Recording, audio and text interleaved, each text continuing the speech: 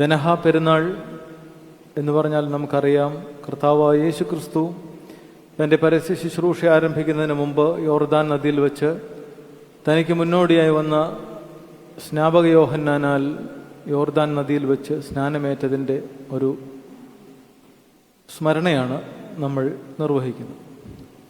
യേശു ക്രിസ്തു എന്തിനു വേണ്ടിയാണ് യോർദാൻ നദിയിൽ സ്നാനമേറ്റത്? സാക്ഷാൽ മശിഹായായ ഈ ഭൂമിയിൽ അവതരിച്ച തൃത്വത്തിൽ രണ്ടാമനായ പുത്രൻ തമ്പുരാൻ സ്നാനമേൽക്കുക എന്നത് നമ്മൾ മനസ്സിലാക്കുന്നത് നമ്മുടെ പാപങ്ങളെ കഴുകിക്കളയുകയെന്നും പുതിയ സൃഷ്ടിയാവുകയും ദൈവത്തിൻ്റെ സൃഷ്ടിയായി മാറുക, ദൈവത്തിൻ്റെ ശരീരത്തോട് ഭാഗമായി മാറുക എന്നൊക്കെയാണ് നമ്മൾ പഠിച്ചിട്ടുള്ളത്. അപ്പോൾ ക്രിസ്തുവിൻ്റെ സ്നാനം നമ്മളുടെ മുമ്പിൽ തരുന്ന സന്ദേശം എന്താണ്? യേശു ക്രിസ്തുവിൻ്റെ സ്നാനം ഒരിക്കലും അതൊരു ക്ലെൻസിങ് പ്രോസസ് ആയിരുന്നില്ല. യേശു ക്രിസ്തുവിൻ്റെ സ്നാനം യേശുതമ്പുരാൻ ഇപ്പം നമ്മൾ ചൊല്ലിയ ഹൂത്തോമയിലുണ്ടത്, ദാസകരത്തിൽ നിന്ന് മാമോദീസ ഏറ്റ മെശിഹ എന്ന് പറഞ്ഞാൽ തൻ്റെ സൃഷ്ടിയായ ഒരു സൃഷ്ടിയിൽ നിന്ന് മാമോദീസ ഏൽക്കുക എന്ന് പറഞ്ഞാൽ യേശു ക്രിസ്തു ഈ ലോകത്തിന് മുമ്പിൽ വെളിപ്പെടുക എന്നതാണ്. To shine, to illuminate.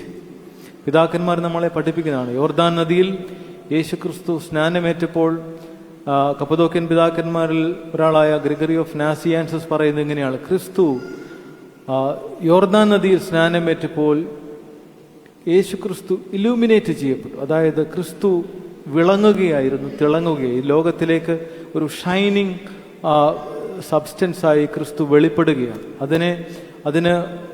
അതിന് ചേർത്ത് വയ്ക്കുന്നൊരു കാര്യമാണ് ആദ്യമായിട്ട് വിശുദ്ധ തൃത്വം പ്രത്യക്ഷപ്പെടുന്നത്. തൃത്വത്തിൻ്റെ ഒരു പ്രസൻസ് മൂന്നാളായി നമ്മൾ കാണുന്നതും ഈ മാമോദീസ, യേശു തമ്പുരാന്റെ മാമോദീസ വേളയിലാണ്.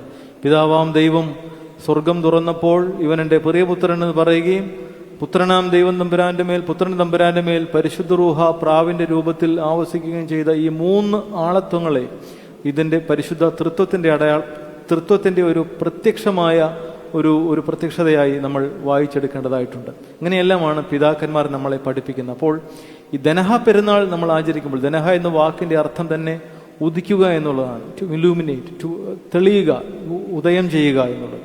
അപ്പോൾ യേശുക്രിസ്തു ഈ ലോകത്തിലേക്ക് ഉദയമായി വന്നത്, വെളിച്ചമായി വന്നത്, അത് നമുക്ക് ആ വെളിച്ചം പകർന്നു നൽകാനാണ്. ആ വെളിച്ചത്തിൻ്റെ ഭാഗമായി മാറുവാനുള്ള, വെളിച്ചമായി മാറുവാനുള്ളൊരു നിയോഗമാണ് എനിക്കും നിങ്ങൾക്കുമൊക്കെ ഉള്ളത്. ആരെങ്കിലും അതിൽ നിന്ന് വ്യത്യസ്തരായിട്ടുണ്ടെന്നുള്ളതൊന്നും ആരും ചിന്തിക്കരുത്. പുരോഹിതന്മാർ ഒരു വർഗമെന്നോ അല്ലെങ്കിൽ അങ്ങനെയൊന്നും ചിന്തിക്കും. നമ്മളെല്ലാവരും ക്രിസ്തുവിൻ്റെ ശരീരമാകുന്ന സഭയുടെ ഭാഗമാകുന്ന ഞാനും നിങ്ങളും ഉൾപ്പെടെയുള്ളവർ, നമ്മൾ എല്ലാവരുടെയും നിയോഗമാണ് ടു ബി ഇലൂമിനേറ്റഡ്. എല്ലാവരും ഒരു തിളങ്ങുന്നവരായി മാറുക, വെളിച്ചത്തിൻ്റെ വാഹകരായി മാറുക, വെളിച്ചമായി മാറുക എന്നുള്ളത്. അതിലേക്കാണ് ഈ വലിയ പെരുന്നാൾ ദിവസം. നമ്മളുടെ സഭയിൽ വളരെ പ്രാധാന്യമുള്ളതാണെങ്കിലും അത്രയധികം ജനപങ്കാളിത്തമോ അത്രയും വലിയ ഒരു ആഘോഷത്തോടെ നടത്താറില്ല. എന്നാൽ പൗരസ്ത്യ സഭകളിലൊക്കെ, പ്രത്യേകിച്ച് കോപ്റ്റിക് സഭകളും എത്യോപ്യൻ ഓർത്തഡോക്സ് സഭകളിലെല്ലാം അവരുടെ ആ രാജ്യത്തെ ഏറ്റവും പ്രധാനപ്പെട്ട, പ്രത്യേകിച്ച് എത്യോപ്യൻ സഭയുടെ ഏറ്റവും പ്രധാനപ്പെട്ട ഒരു ദിവസമാണ് ദ ഡേ ഓഫ് എപ്പിഫനി എന്ന് പറയുന്നത്. കർത്താവിൻ്റെ മാമോദീസ, ദനഹ പെരുന്നാൾ എന്ന് പറയുന്നത് ഏറ്റവും പ്രധാനപ്പെട്ട ഒരു ദിവസമാണ്.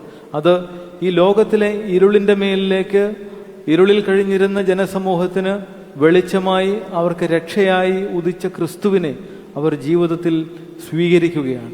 ക്രിസ്തുവിനെ സ്വീകരിച്ച് ആ വെളിച്ചമായി മാറുന്ന ഒരു അവസ്ഥയിലേക്ക് ഒരു ജനസമൂഹം, ഒരു വലിയ സമൂഹം മാറുന്ന ഒരു പ്രക്രിയയാണ് ദനഹ പെരുന്നാൾ എന്നുള്ളത്. തീർച്ചയായിട്ടും ഈ വെളിച്ചമായി മാറുവാൻ നമുക്കെല്ലാവർക്കും ഇടയാകട്ടെ എന്ന് ആത്മാർത്ഥമായും പ്രാർത്ഥിക്കുന്നു.